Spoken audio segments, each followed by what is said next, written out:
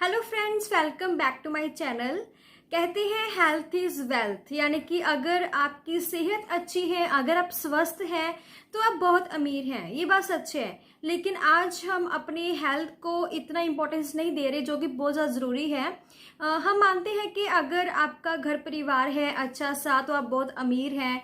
अगर आपकी अच्छी तनख्वाह है, आप अगर काम कर रहे हैं तो आप बहुत अमीर हैं।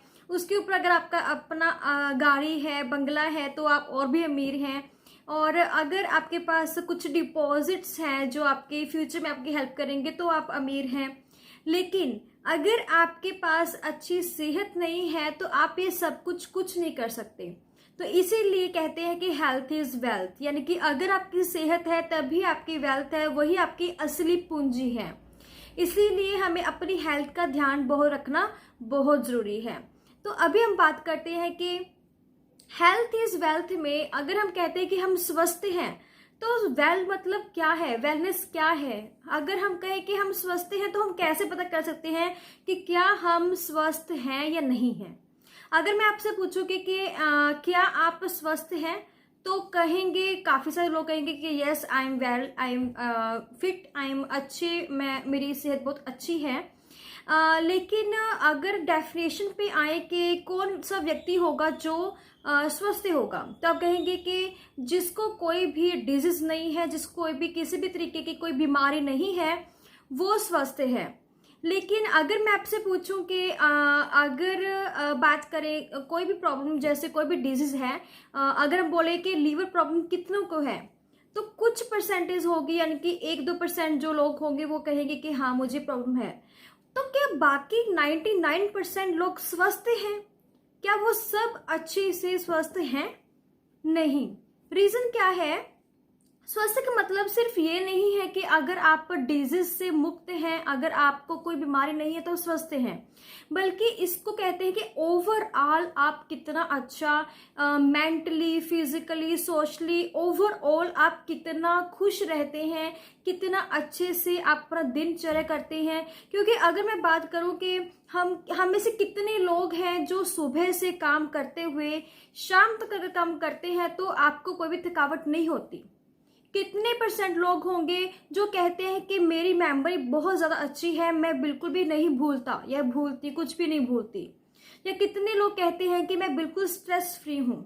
तो ये सब भी उसी में आता है कि आप अगर स्वस्थ हैं तो मतलब कि आपको अपना फिजिकली, मेंटली, सोशली, हर तरीके से आपको अच्छे से फील करना, गुड फील करना, हैप्पीनेस से फील करना, that is health and that is wellness.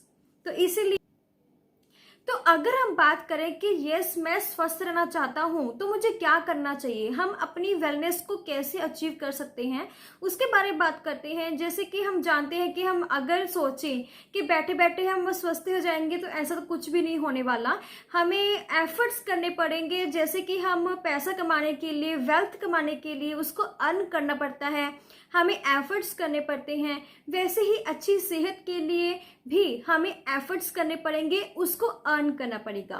तो मैं जो भी आपसे आज जो भी इंफॉर्मेशन शेयर कर रही हूँ वो मोदी केयर के बहुत ही शानदार जो ट्रेनर है हमारे शरद चौधरी जी के, उनसे इंस्पायर होके, उनसे नॉलेज लेके आपके साथ शेयर कर रही हूँ। इसकी मैं डिस्क्रिप्शन में एक लिंक भी शेयर कर दूंगी, अगर आप पूरी वीडियो देखना चाहते हैं तो वो उसमें देख सकते हैं।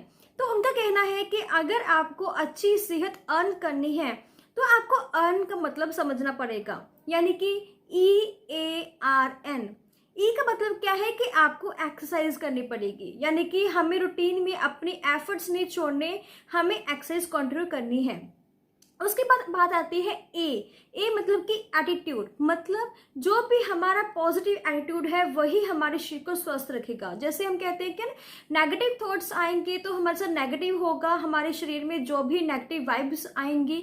अगर हम पॉजिटिव बातें करेंगे, पॉजिटिव एटीट्यूड के साथ रहेंगे तो हमारे शरीर भी पॉजिटिव रिएक्ट करेगा। उसके बाद बात आती है आर की। आर मीन्स प्रॉपर रेस्ट की भी जरूरत पड़ती है हमारे शरीर को। उसके बाद बात आती है एन। एन मतलब कि न्यूट्रिशन, यानी कि हमें अपने जो डाइट है उसमें अच्छी न्यूट्रिशन वैल्यू को ऐड करना पड़ेगा। अगर हम ये चारों चीज़ें कर लेंगे तो हमारा स्वास्थ्य बहुत ही अच्छा हो जाएगा। यानी कि हमें एक्सरसाइज करनी है, उसके बाद अपना पॉजिटिव एटीट्यूड रखना है, फिर रेस्ट करना है और न्यूट्रिशंस को अच्छे से अपने डाइट में शामिल करना है। देखिए इसमें जो पहले 3 शब्द हैं जो EAR है वो हमारे सब इंटरनल फैक्टर्स हैं जो हमारे कंट्रोल में होते हैं, पर्सन टू पर्सन डिफर करते हैं और वो हम अपने आप कंट्रोल कर सकते हैं। लेकिन जो 4th पॉइंट है जो है N फॉर न्यूट्रिशन, उसको हमारे कंट्रोल, वो एक एक्सटर्नल फैक्टर है, हम उसको कंट्रोल नहीं कर सकते क्योंकि जो भी हम डाइट ले रहे हैं उसमें किस न किस तरीके की न्यूट्रिशन वैल्यू की कमी होती है। जैसे हम कहते हैं कि पहले पूर्वज थे वो अच्छे से खाते पीते थे और उनकी न्यूट्रिशन वैल्यू बहुत ज़्यादा अच्छी थी जो डाइट में थी, लेकिन आजकल हमें पता है कि जो भी हम खाते हैं उसमें न्यूट्रिशन वैल्यू अच्छी नहीं है। तो उस न्यूट्रिशन वैल्यू को हम कैसे पूरा करें, क्योंकि हम बाकी सब काम कर रहे हैं, अर्न में सब कुछ कर रहे हैं, लेकिन जो हम न्यूट्रिशन वैल्यू की बात करें वो कैसे अचीव कर सकते हैं। तो इसके लिए कुछ सप्लीमेंट्स होते हैं जो कि हमारे मोदी केयर में भी काफ़ी सप्लीमेंट्स हैं और मार्केट में भी आपको काफ़ी सारे सप्लीमेंट्स मिल जाएंगे जो आपके न्यूट्रिशन वैल्यू को पूरा करने में हेल्प करती है।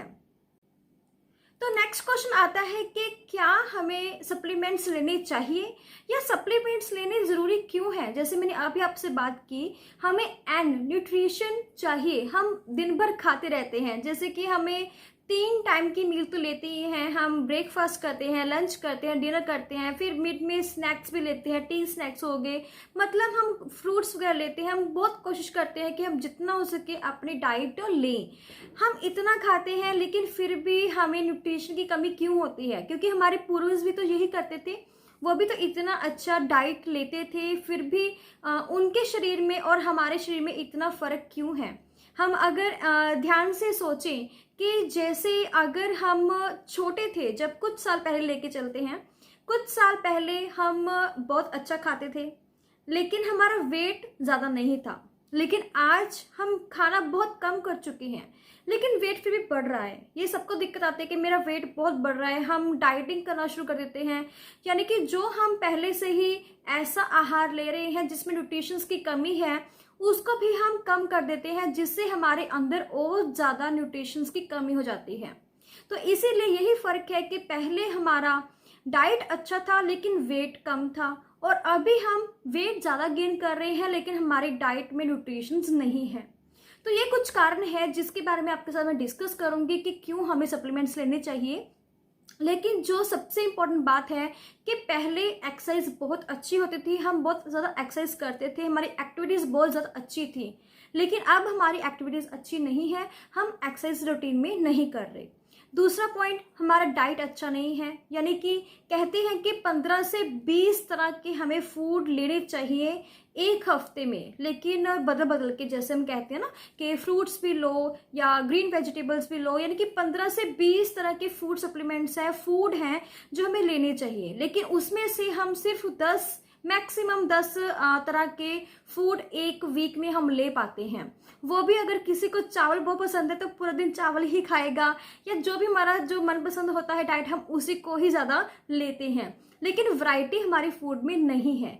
इसीलिए हमें ये जो फूड सप्लीमेंट्स हैं जो कि हमारे फूड डाइट को कंप्लीट करते हैं उनकी ज़रूरत पड़ती है। इसके साथ जैसे हम कहते हैं कि जो हमें हमारी बॉडी को न्यूट्रिशन की ज़रूरत पड़ती है उसमें से हमें जो आहार ले रहे हैं उसमें इतना न्यूट्रिशन नहीं है। ये हमें पता है कि मार्केट में जो भी हम प्रोडक्ट्स, जो भी हम चाहे फ्रूट ले रहे हैं, इसमें इतनी पैदावार, इसका इतना फ़र्क पड़ा है कि न्यूट्रिशन वैल्यू बहुत कम हो चुकी है। तो उस न्यूट्रिशन वैल्यू को पूरा करने के लिए हमें ये सप्लीमेंट्स जरूरी चाहिए।